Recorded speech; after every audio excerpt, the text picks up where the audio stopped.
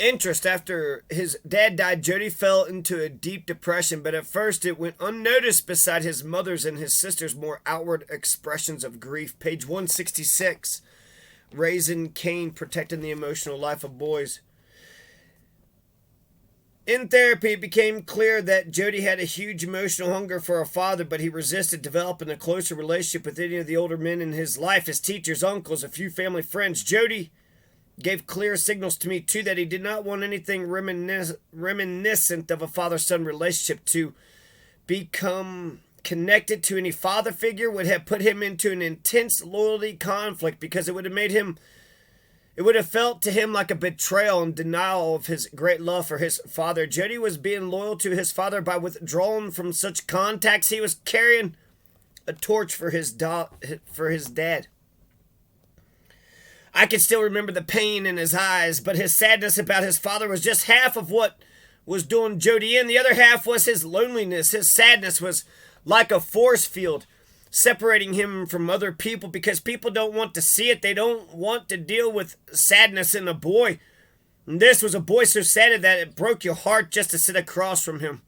His pain had such a presence, it made you want to run from the room. And here I am, I'm a feelings junkie, a psychologist who knows what this is and is trained to sit with it and work with it. And even I wanted to run out of the room. Now, if the intensity of these boys' pain can make me want to turn and run, imagine what other people in Jody's life felt. Freud described many of his patients as suffering from strangulated grief.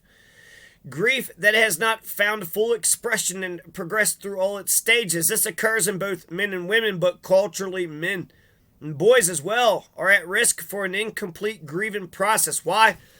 Because grieving doesn't look strong or masculine. It looks weak and vulnerable and dependent.